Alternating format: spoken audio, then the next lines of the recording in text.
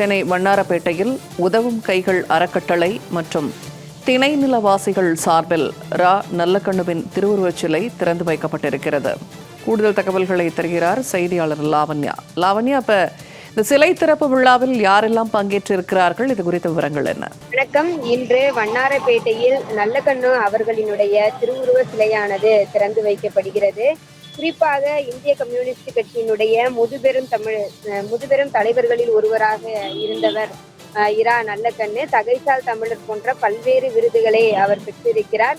அதே போல தன்னுடைய பொது உடைமை வாழ்க்கையில் மிகவும் சிறப்பாக எளிய மக்களினுடைய அந்த வாழ்க்கைக்காக தன்னுடைய வாழ்க்கையையே அர்ப்பணித்தவர் நல்லக்கண்ணு என பார்ப்போற்றும் அளவிற்கான ஒரு சாதனையை அவருடைய வாழ்க்கையிலே நிகழ்த்தி இருக்கிறார் என்று பல்வேறு கட்சி தலைவர்கள் அவரை போற்றுவது வழக்கம். அந்த வகையிலே உதவும் கைகள் அறக்கட்டளை மற்றும் திணைநிலை வாசிகள் ஒருங்கிணைக்கக்கூடிய ஒரு நிகழ்வில், அதாவது தோழர் இரா நல்லக்கண் அவர்களினுடைய திருவுருவ சிலை திறப்பு என்ற ஒரு தலைப்பிலே அந்த நிகழ்ச்சியானது வண்ணாரப்பேட்டையிலே நடைபெற்று கொண்டிருக்கிறது.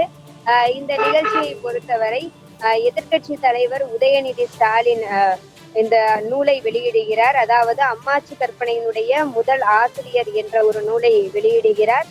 உதயநிதி ஸ்டாலின் அந்த திருவுருவ சிலையை திறந்து இந்த புத்தகத்தை வெளியிடுகிறார். அது மட்டுமல்லாமல் இந்திய கம்யூனிஸ்ட் கட்சியினுடைய மாநில செயலாளர் மு வீரபாண்டியன் இந்த நிகழ்விற்கு முன்னிலை வகிக்கிறார்.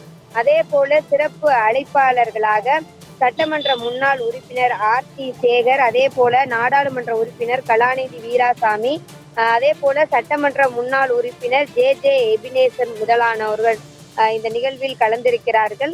மேலும் சுகுணா திவாகர், பாலைவன லாந்தர், காயத்ரி, சுப்புலட்சுமி போன்றோர் இந்த நூலை பெற்றுக்கொள்வதற்காக இந்த நிகழ்விற்கு வருகை தந்திருக்கின்றன. தொடர்ந்து சட்டப்பேரவை தேர்தல் முடிந்த பிறகு இந்திய கம்யூனிஸ்ட் கட்சி மற்றும் திமுகவினுடைய கூட்டணி என்பது முறிந்துவிட்டது. அவரவருடைய கட்சியினுடைய சார்பாக இயங்கிக் கொண்டிருக்கிறார்கள்.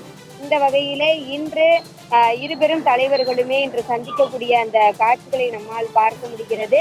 ஒரு நட்பு ரீதியான ஒரு சந்திப்பாக இருக்கிறது. அதே போல முதுபெரும் தலைவராக இருக்கக்கூடிய நல்லக்கண் அவர்களினுடைய அந்த சிலையை திறந்து புத்தகத்தை வெளியிடுவதற்காக எதிர்கட்சி தலைவர் உதயநிதி ஸ்டாலின் அந்த இடத்திற்கு வருகை தந்திருக்கிறார். மேலும் இந்த நிகழ்விற்கு முன்னிலை வகிப்பதற்காக இந்திய கம்யூனிஸ்ட் கட்சியினுடைய மாநில செயலாளர் மு வீரபாண்டியனும் வருகை தந்திருக்கிறார். தகவல்களை பகிர்ந்து கொண்டமைக்கு நன்றி லாவண்யா.